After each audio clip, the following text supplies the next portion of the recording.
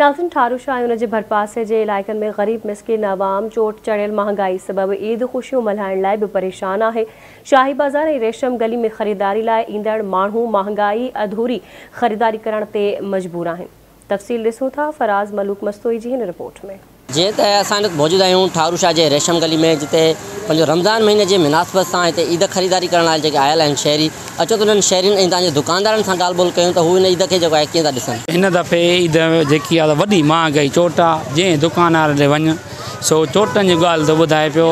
हींअर एतिरी माना जेको आहे माण्हू ख़रीदारी न करे सघियो आहे। हिन दफ़े ग़रीब माण्हू अटे खाइण लाइ अचार थी वियो आहे त कपिड़ा लटा केॾां वठे वीचारो ग़रीब माण्हू।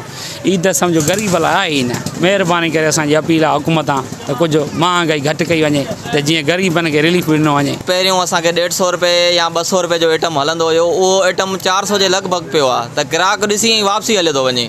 वठण जे लाइ केरु तयारु न आहे। दुकानदार हाणे ॾिसो ईद में बाक़ी 2 ॾींहं बचा आहिनि, को कस्टमर आहे न। मतलब इहो आहे त महांगाईअ जे वजह सां इंतिहाई घणो नुक़सानु कारोबार खे पियो आहे। बाज़ार में रश वॾी आहे, माण्हू अचनि था पुछा करे ऐं हलिया था वञनि। तक़रीबन सभु माण्हू रश घणी आहे, बाक़ी ख़रीदारी तमामु घटि आहे। माण्हुनि खे पैसो आहे कोन। ईद जे हवाले सां जेको आहे सो माण्हू अटो अन्न जेको आहे चवंदा वठूं या ख़रीदारी कयूं। ग़रीब माण्हू काॾे वञूं, वॾी महांगाई थी वई आहे, चोट महांगाई चढ़ियल आहे। हुकूमत खां मुतालबो आहे त सस्ताई करे त जीअं ग़रीब माण्हू ईद करे सघनि ऐं पंहिंजे बचड़नि सां कुझु ईद कनि, कपिड़ा लटा वठनि, बूट वठनि। एॾी महांगाई आहे जो ज़िंदगी कंहिं न ॾिनी। मिडिल क्लास जा माण्हू सफ़ा ज़मीन में हलिया विया आहिनि। उहो चई बि नथा सघनि, एॾा वीचारा मजबूर आहिनि जो कंहिंखे चए पिनण वारो त पिनी बि ईंदो, ग़रीब आहे हुनखे मदद त सभु कंदो, उहो त कम के करे था वञनि। बेनज़ीर इनकम सपोर्ट लॻी पई आहे। बाक़ी महांगाई रुजी आहे। रेशम गली 10 ॾींहं अॻे ईअं हूंदी जो माण्हुनि जो समुंड आहे। मां अॼु थो ॾिसां जो थोरा घणा चाराना माण्हू आहिनि, मां सम्झां त हींअर बि महांगाई त एतिरी तमामु तरीन वधी वई आहे जो माना हिते जेके माण्हू अचनि था ग़रीब गुरबा हींअर वठण। अॻे ई बरसातुनि जा सटियल माण्हू वग़ैरह वीचारा एॾा ग़रीब माण्हू मिसकिन माण्हू अचनि था ऐं उहे रेट हींअर असां दुकानदारनि जो ॾोह न आहे। हाणे असांखे मथां ई रेट एॾा वधाए छॾिया आहिनि मथनि वापारियुनि।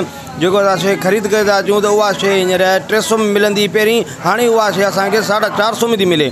त हिते असां उहा घणे खपायूं, 20-30 रुपया असां किरायो हणूं उन मथां ॿियो त वीचारा जेके ग़रीब माण्हू अचनि था उहे रोई था ॾियनि। हिते कारोबार सही आहे पर थोरो घणो फ़र्क़ु आहे महांगाई जे करे।